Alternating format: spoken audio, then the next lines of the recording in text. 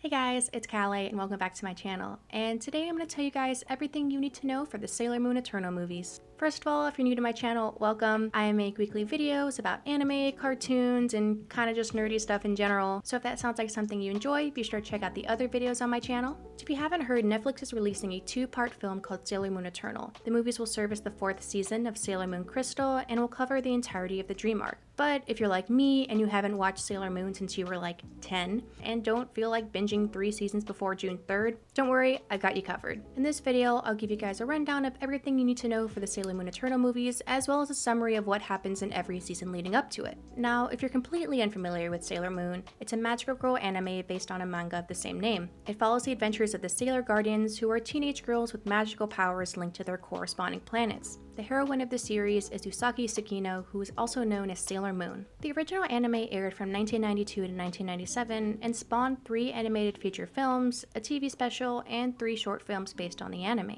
And while the original anime is a classic, it was known for being extremely liberal about the plot and the characters, and the anime ended up differing greatly from the manga. Not to mention, there were a lot of changes made by the English dub, which even further altered the plot and characters, and cut out a lot of episodes from the Japanese version.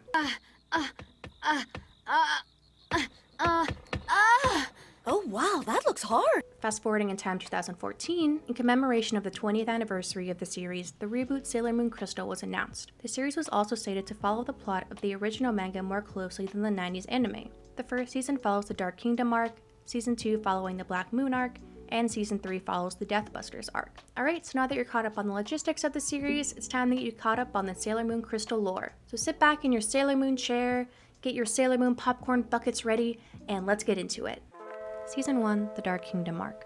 So we start off season 1 by meeting our protagonist Usagi. She meets a talking cat Luna, who informs her that she is the Sailor Guardian named Sailor Moon and is destined to fight against the villains of the Dark Kingdom. Cat is talking! My name is Luna. I came to this town in search of you, Usagi. Her task is to find her fellow guardians, the Princess of the Moon Kingdom, and the legendary Silver Crystal. Eventually, she finds the other guardians, Sailor Venus, Sailor Mercury, Sailor Mars, and Sailor Jupiter, along with a mysterious man named Tuxedo Masked, whose real identity is Mamoru Chiba. It's revealed that Usagi and the other guardians were actually members of the Moon Kingdom in their past lives. Sailor Moon is revealed to be the reincarnation of Princess Serenity, the Princess of the Moon Kingdom, and only she and she alone can find and use the legendary Silver Crystal. Tuxedo Mask is also revealed to be the reincarnation of Prince Endymion, the first Crown Prince of Earth. Prince Endymion and Princess Serenity were actually star-crossed lovers who fell in love despite laws forbidding Earth and Moon residents from seeing each other. When the Earth Kingdom eventually attacked the Moon Kingdom, Prince Endymion sacrificed himself to protect Princess Serenity. Endymion! No! The group also learns that the Dark Kingdom, who waged war against the Moon Kingdom and ended up destroying them, are back and currently searching for the Silver Crystal to wreak havoc once more. Skipping ahead a little bit, the season comes to a climax with the Guardians facing off against the ruler of the Dark Kingdom, Queen Metalia, who also has a brainwashed Mamoru on her side. Usagi attempts to save Mamoru, but ultimately fails, so she ends up killing him and then herself.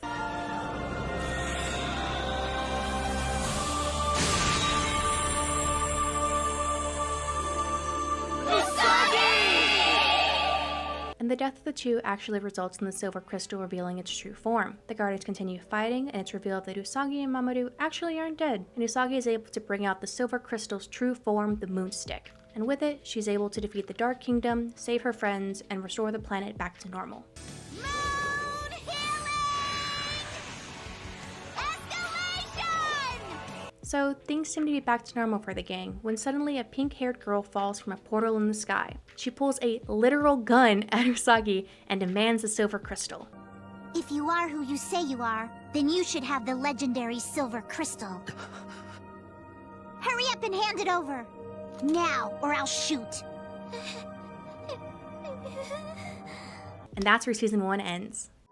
Season 2, The Black Moon Clan Arc.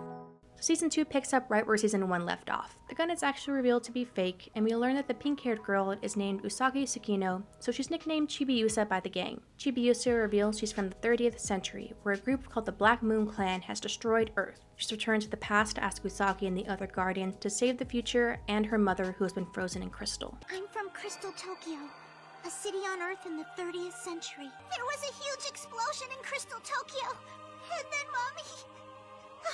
she will wake up.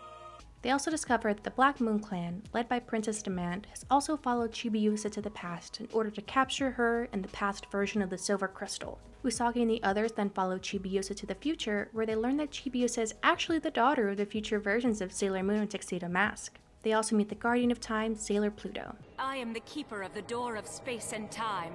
I am Sailor Pluto, guardian of the underworld.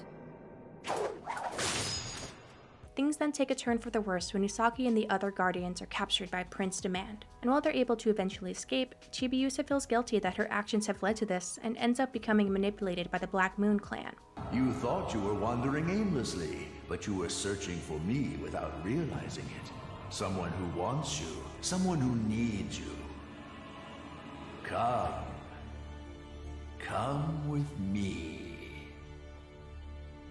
And Mamoru, who followed her, is captured as well. When trying to rescue Chibiusa and Mamoru, the Guardians run into the newest member of the Black Moon Clan, Black Lady. They then proceed to fight against the clan and to brainwash Mamoru. Prince Demand ends up getting both the past and future versions of the Silver Crystal and is about to touch the two together, which will destroy the Earth, when Sailor Pluto stops him by freezing time. Time! I command thee! Stop! And while she does save the planet, her stopping time results in her death. Upon seeing Sailor Pluto die, Black Lady breaks free from the Black Moon Clan's influence, and Chibiusa is able to transform into Sailor Chibi Moon. It is the birth of a new guardian, one to carry on the legacy of Sailor Moon. Together, her and Sailor Moon are able to combine their powers to defeat the final member of the Black Moon Clan. Chibiusa's mother, the future Sailor Moon, then awakens and uses her powers to restore the future Earth back to normal and bring peace to all time periods. Queen brought the planet back to life. The Guardians then say goodbye to Chibiusa, who's returning to the future, and they go on their way. Now, with the threat vanquished, it's time for some romance. Usagi and Mamoru go in for a kiss, when suddenly they're interrupted by Chibiusa. Turns out she was transported back to the past as she's there to complete her Sailor Guardian training. Roll the credits. Alright, so it's Season 1 and Season 2 done. Let's take a brief intermission before Season 3 and talk about some of the production behind Sailor Moon Crystal. So the first two seasons of Sailor Moon Crystal were actually received really poorly, with a lot of people critiquing the overly fast pacing and bad animation.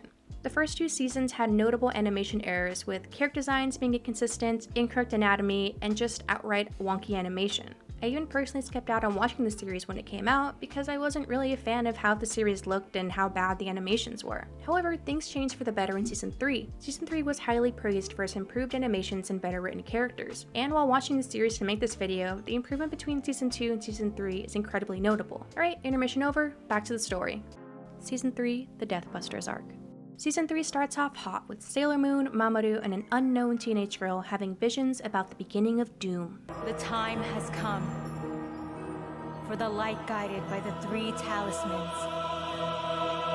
Let the destruction begin. At the same time, students from Mugen Academy begin to become victims of a new group of villains called the Deathbusters, who are run by a character named Pharaoh 90 who plans to overtake the Earth. When investigating the attacks, the Guardians run into Mugen Academy students Haruka Tenno, a famous car racer, and Michiru Kaio, a well-known violinist. The two are revealed to be Sailor Uranus and Sailor Neptune, and the two are 100% not cousins.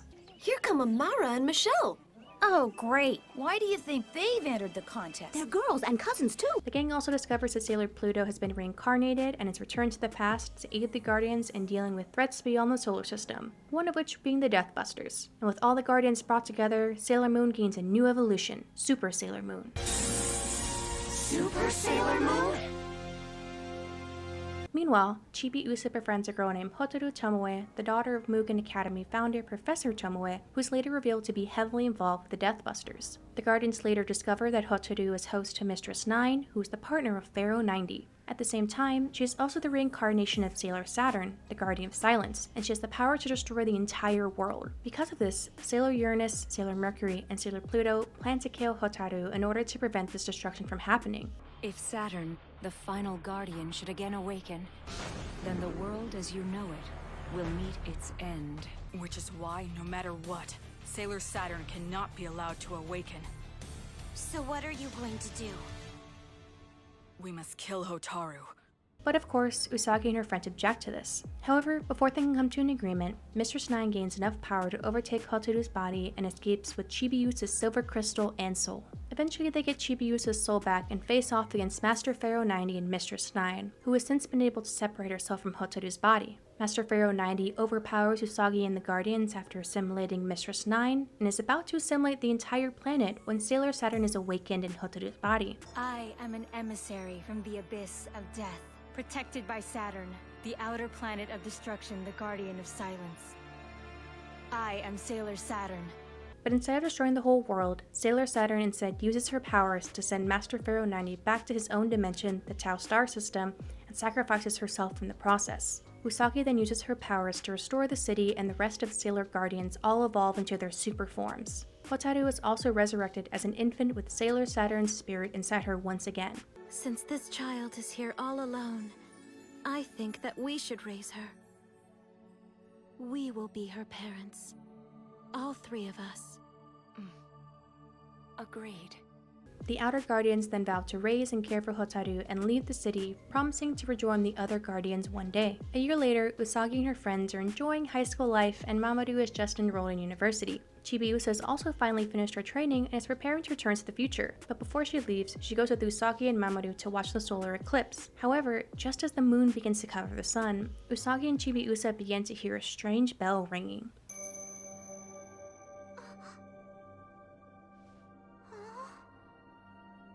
Was that a bell?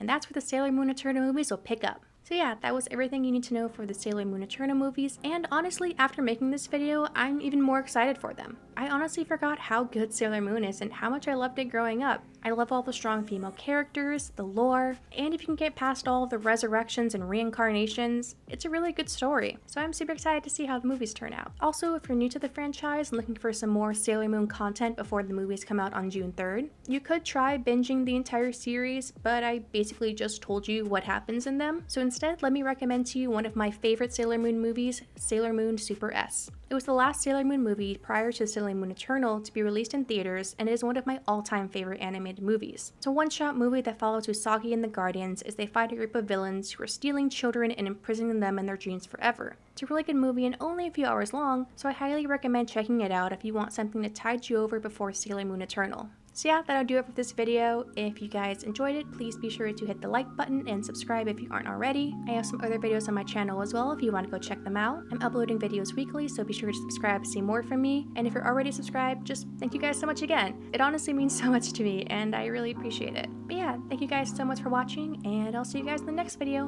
Bye!